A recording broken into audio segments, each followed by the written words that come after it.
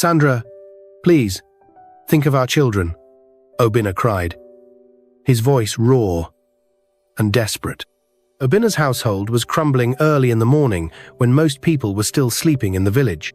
Sandra, a woman once full of laughter and promises, stood with a heavy bag and her face hardened like stone. In front of her, Obinna, her husband, poor but hard-working farmer, knelt on the bare ground, carrying their twin daughters wrapped with the only Ankara fabric she left behind, tears streaming down his sunburnt cheeks. Chidinma and Chidiber, their twin girls, were barely 4 months old. "Sandra, please, think of our young innocent twin daughters, they are just 4 months old," Obinna cried. But Sandra only shook her head. "I am tired of suffering, Obinna. You promised me a better life. Look at this place." She gestured at the old mud house behind them with leaking roof, the cracked floor, the wilting crops in their small farm. Without another word, she turned her back on the life they had built, on the young, innocent daughters who still reached out their tiny hands to her and walked away into the dusty road that led to the city, never looking back even once. Obinna watched helplessly, sobbing, as the woman he loved disappeared into the horizon, leaving behind a broken man and 2 abandoned infants. But what none of them knew was that years later, the fate Sandra chased so desperately would bring her back to this same village, in a way no one ever expected. Years before that sad day, Obinna and Sandra were the sweethearts of Umuoji. Everyone admired their love. They had married young, full of dreams, believing that hard work and prayers would build them a future. Obinna came from a long line of farmers.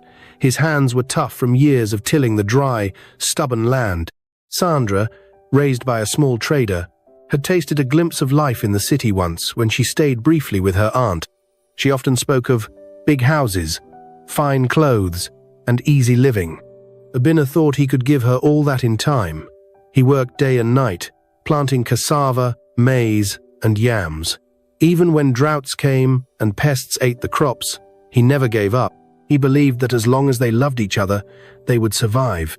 Then, after many years of trying, God blessed them with twin daughters, Chidinma and Chidiaber. The entire village came to celebrate. Their joy was completer, so Obinna thought, but with 2 extra mouths to feed, things grew harder. Sandra grew restless. She hated wearing the same old wrappers every day. She hated the way city people visiting during Christmas looked at her like she was a villager. And one day, after a big fight when the last bag of yam rotted due to weevils, she made her decision. "I can't waste my life here like this," she said coldly that morning. "You and your bush farm can have this life. Sandra wants more." No begging could stop her. Obinna begged the elders. He begged the pastor to plead with her to give him more time to fix things, but Sandra was gone. For Obinna, life after Sandra's departure was a slow kind of death. The twins cried for their mother every night. Obinna tried to explain. But what could a poor farmer say to 2 broken-hearted infants? He began taking them with him to the farm, tying them to his back and chest with old cloths as he dug the earth. Some days he didn't eat, so the girls could have watery gari to drink. When the girls started walking, he patched the holes in their only pair of shoes with palm fronds because he could not buy them a new one. Yet even in the darkness, there were small lights. The twins growing fast were bright. They sang songs to cheer their father as he worked. Chidinma would hug his leg and say, "Papa, don't cry. When we grow up, we will buy you a big car." Obinna would laugh with tears in his eyes. "My angels," he would say, carrying them both in his strong arms. Still, rumors floated into the village. Some said Sandra had found herself a rich man in the city. Others said she was struggling as a house help. No one knew for sure, but Obinna told his daughters one thing every night before bed. "We will not hate her. We will become great so that no one will ever pity us again." And with that promise burning in their hearts, they slept.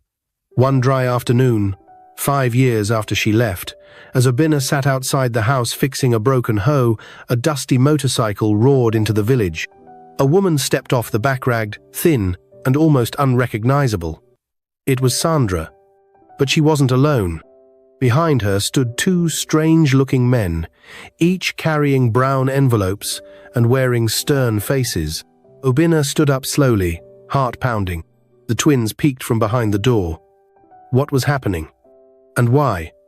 Did Sandra look so scared? Obinna's hands trembled as he dropped the broken hoe onto the ground. His heart thudded loudly against his chest. It had been 5 long years since Sandra abandoned them. 5 years of silence, pain, and unanswered questions. Now here she was, standing before him, her face thin, her once glowing skin pale and cracked. Her clothes were old and torn. But what truly caught Obinna's attention were the 2 strange men behind her. Their shirts were tucked neatly into their trousers, and one of them carried a leather folder bulging with papers. The men didn't smile.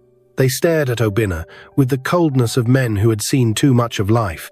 "Sandra," Obinna managed to whisper, struggling to keep his emotions in check. "What are you doing here?" The twins, now about 6 years old, clutched each other tightly behind the doorway, fear and confusion written all over their faces. Chidinma squeezed Chidibear's hand hard, whispering, "Is that Mama?" Sandra shifted uncomfortably under the sun, avoiding Obinna's eyes. "Obinna, please. I need your help," she said, her voice cracking with shame and desperation. Obinna's chest tightened, memories of all the lonely nights, the hunger, the tears flashing through his mind like a lightning storm. He took a deep breath, steadying himself. "What help could you possibly need from a poor farmer like me?" he asked, his voice colder than he intended. One of the strange men stepped forward. "My name is Barrister Emeka," the man said formally. "This is my colleague, Mr. Kalu. We are here because there is an urgent matter involving your wife, or rather, your ex-wife." Obinna blinked. "Ex-wife?" He glanced at Sandra. She looked down at her dusty feet, biting her lip. Barrister Emeka continued, "Sir, your wife was involved in a legal matter in Lagos. A man she trusted. He defrauded her of everything she had. Now, there's a lawsuit, and she has been left with nothing but debts. Serious debts." Mr. Kalu opened the leather folder and pulled out some papers, waving them. "And legally," Mr. Kalu added, "since you are still technically married under the customary law, part of her debts could be pushed onto you." The words hit Obinna like a slap across the face. He stumbled backward, feeling the world spin around him. Sandra dared to come back after abandoning him and the children, and now she was bringing problems with her? Obinna struggled to breathe. The villagers began gathering around, whispering. A small crowd formed. Some women shook their heads. Some men murmured angrily. Is it not Obinna's wife? After all these years, she's come back to destroy his life further. Chai, women. Obinna raised a hand to silence the noise. "What exactly do you want from me?" he asked sharply. Sandra finally looked up, tears brimming in her tired eyes. "Please, Obinna, if you don't help me, if you don't claim me back as your wife properly, I will be arrested. They will take me to prison. I have nowhere else to run." There it was, the ugly truth. Sandra hadn't come back for love. She hadn't come back for the children. She came back because she needed saving. Obinna clenched his fists so tightly his knuckles turned white. Inside the house, the twins began crying silently, afraid. They didn't understand everything, but they knew danger when they felt it. Obinna remembered the vow he made years ago, never to hate her. But this was beyond anything he had imagined. He glanced at Chidinma and Chidiabear, their small faces pressed against the wall, peeking out with watery eyes. Everything inside him screamed, no, let her face her punishment. But another part, the part that still carried the scars of their past, love whispered, show mercy, for your daughter's sake. Before he could speak, Barrister Emeka added quickly, there is one way out. If you sign these documents saying you are legally separated and have no ties to her debts, you can protect yourself and your children. Obinna's eyes darted to the papers. His mind raced. Was this a trick? Could he trust these strangers? Could he trust her? The villagers leaned in, waiting for his answer. Silence filled the air, heavy and choking. Finally, Obinna spoke. His voice was low, but firm. I will think about it. I will give you my answer tomorrow. Sandra's knees buckled. She dropped to the ground, sobbing loudly. clutching at his trousers. "Obinna, please, please don't leave me to die. You know me. I was just desperate." Obinna stepped away from her grip with disappointment. "You should have thought about that. The day you left your daughters crying at that door." That night, after putting the twins to sleep, Obinna sat alone outside under the starless sky, staring at the papers in his hands. A million thoughts raced through his mind.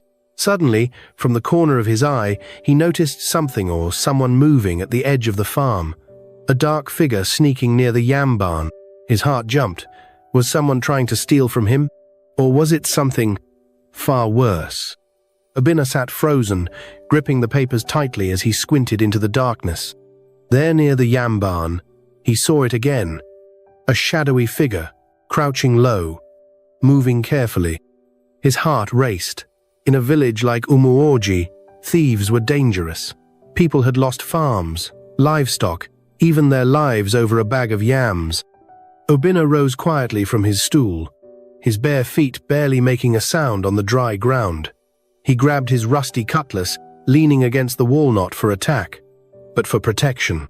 Slowly, he crept toward the yam barn, his eyes never leaving the shadow. When he was just a few feet away, he shouted, "Who goes there?" His voice rang out sharply into the night. The figure jerked up in fear and turned.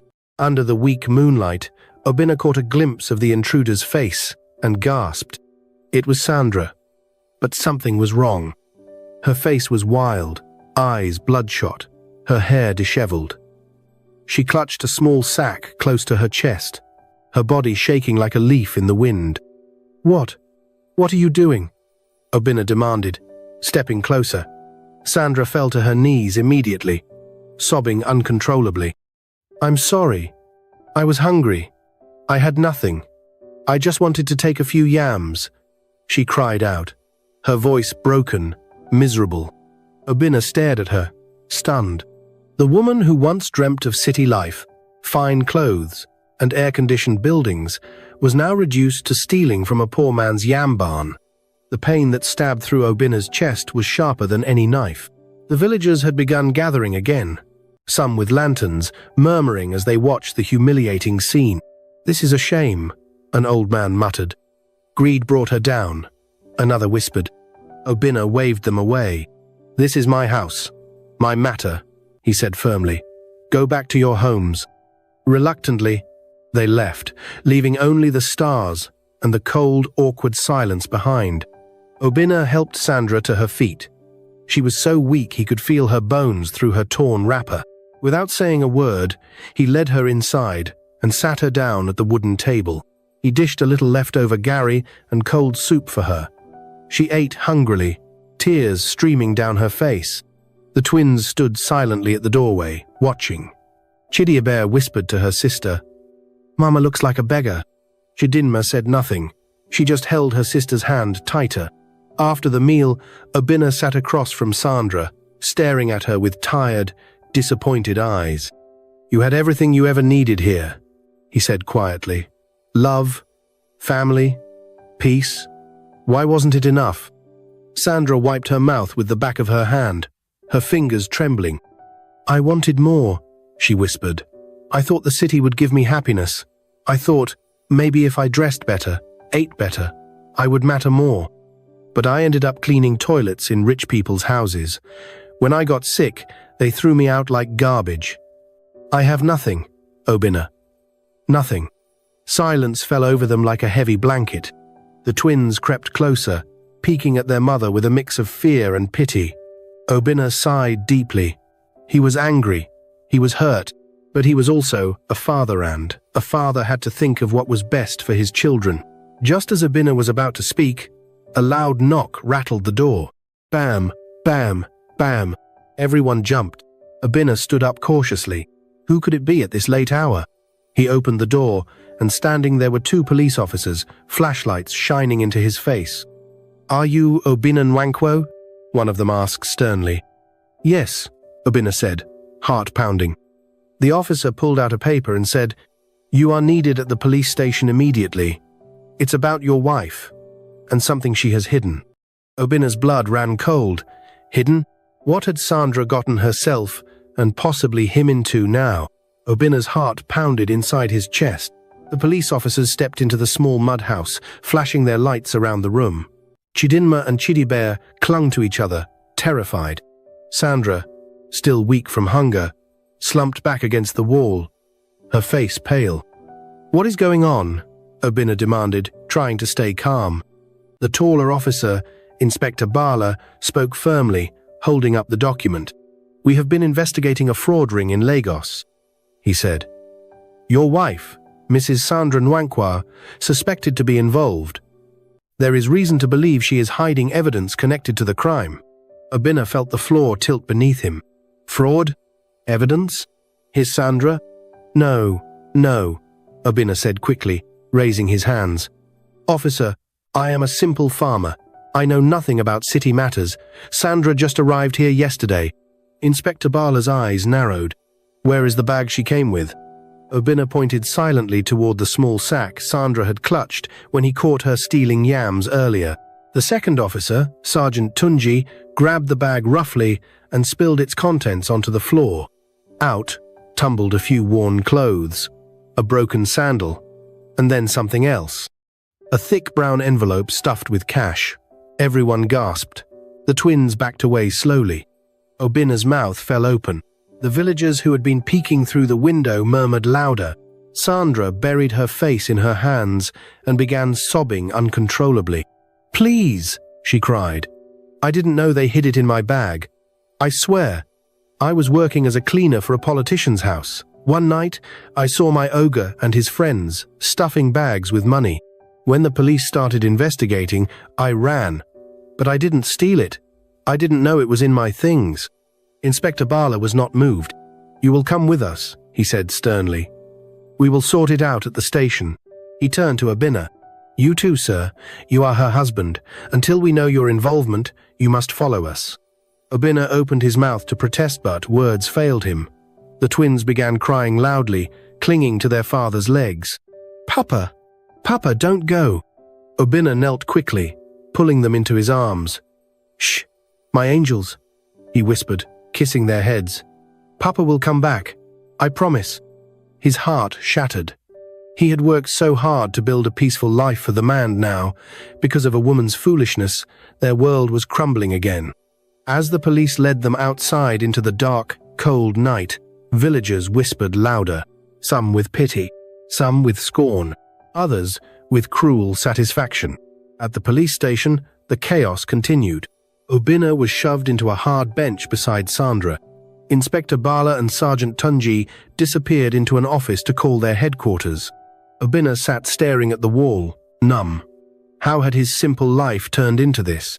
Meanwhile, Sandra rocked back and forth on her seat, muttering to herself, "I just wanted a better life. I just wanted more." Obina closed his eyes tightly. He remembered his twin daughters for Sesmal, scared, alone at home. He had to find a way out. Hours later, just as the first rays of dawn lit the sky, Inspector Bala returned. He tossed a single sheet of paper onto the table in front of Obina. "You have a choice," he said coldly. Obina leaned forward, heart pounding. "If you agree to sign this confession that you knew about the money, we will release your wife and charge you alone. Otherwise, you both stay and your children will be sent to the orphanage." Obina's vision blurred. Take the fall for a crime he didn't commit, to save the woman who abandoned him and the twins, or let her suffer and risk losing his daughters too. It was a choice no father should ever have to make. The room spun. Obina gripped the edge of the bench, sweat dripping from his forehead even in the early morning chill. The twins' faces flashed in his mind, small, innocent, vulnerable. His daughters were all he had left in this world. He couldn't lose them. He wouldn't lose them. He looked at Sandra. She sat hunched over, wringing her hands, too ashamed to even meet his eyes. A deep voice rose from somewhere inside Obina's chest, a voice he didn't even recognize. "Give me the pen," he said quietly. Inspector Bala arched an eyebrow, slightly surprised. Sergeant Tunji placed the pen and confession form before him. Obina picked it up. As he bent to sign, his hands trembling, the station door suddenly slammed open. Everyone jumped. Instormed, a tall, confident young man in a sharp black suit, followed by two women carrying briefcases. The man held up a badge. "My name is Barrister Chuka Okafor," he said, "from Federal High Court. This man," he pointed at Obinna, "is under my protection. I have court orders regarding the investigation you are conducting." Inspector Bala's face turned from surprise to suspicion. Barrister Chuka dropped a thick file on the table. "Your investigation was flawed," he said sharply. "We traced the real criminals who used this woman as a pawn. Obinna Nwankwo has no connection to the crime. In fact," he added, turning to Obinna with a warm smile, "he's about to become a very rich man." Everyone stared. Obinna blinked in confusion. What was happening? Barrister Chuka explained. Weeks ago, the politician Sandra worked for had been involved in a massive fraud operation. But during the investigation, it was discovered that one of the farmlands used to hide illegal money actually belonged to Obinna's late grandfather. Under Nigerian land law, the property rights belonged to Obinna as the rightful heir. The government had seized the land during the investigation, and now they were compensating Obinna with millions of naira. Obinna's mouth fell open. Millions?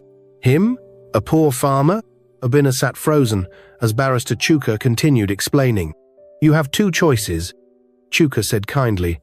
"You can accept the government settlement or pursue a larger compensation lawsuit. Either way, you and your daughters are about to have a very different life." Sandra gasped loudly. She turned to Obinna immediately, her eyes wide with sudden hope. "Obinna, my husband," she cried, grabbing his hand. "We can start again. We can be a family again. Think of our children." But Obinna pulled his hand away calmly. He turned to the officers. "Am I free to go?" he asked. Inspector Bala, now embarrassed, nodded silently. Obinna picked up the papers slowly. He turned to Sandra, looked her straight in the eyes, and said in a calm, steady voice, "Family isn't just by blood, it's by loyalty, sacrifice, and love. You abandoned us when we needed you most. Now, we will move forward without you." Sandra collapsed to the floor, weeping bitterly. Obinna walked out of the station, his head held high, the early morning sun bathing him in golden light. Outside, waiting with worried faces, were Chidinma and Chidiabear, still clutching each other. The moment they saw him, they ran into his arms. "Papa!" they cried. Obinna dropped to his knees and hugged them tightly, tears running down his face. "My angels," he whispered. "Everything will be all right now." Weeks later, the small mud house was abandoned. Obinna and his daughters moved into a beautiful new bungalow in the neighboring Tona house, painted fresh white, with wide glass windows and bright flowers planted out front. Chidinma and Chidiabear were enrolled in one of the best private schools in the town. Obinna started a thriving farming business, employing other poor farmers from Umuoji village, giving them fair wages and treating them with dignity. He built a life not just for himself, but for others. As for Sandra, she left the village in shame, wandering from place to place, a living reminder of how greed could destroy everything. After Chidinma and Chidibear graduated from high school, they went to the university to study medicine and surgery, and graduated with good result. They became medical doctors, helping the poor and carrying out free medical outreach in their village during their leaves. One evening, as the sun set behind the orange hills, Obinna sat on his porch, with her daughters who just returned for New Year break. The twins brought back the old memories, chasing each other on the green lawn. Obinna smiled deeply and peacefully. They had lost much. They had suffered much.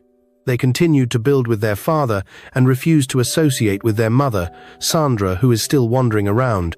But some villagers believed the twins should have forgiven their mother and even connect her with their father, but they never pay attention to any of such talks. They said they can't have anything to do with a mother who abandoned them when they were barely 4 months for their father to train, only to return when she had problems. What is your view about this story? Do you think the twins should have forgiven their mother, or they are right by distancing themselves from her? Subscribe to our channel for more interesting stories.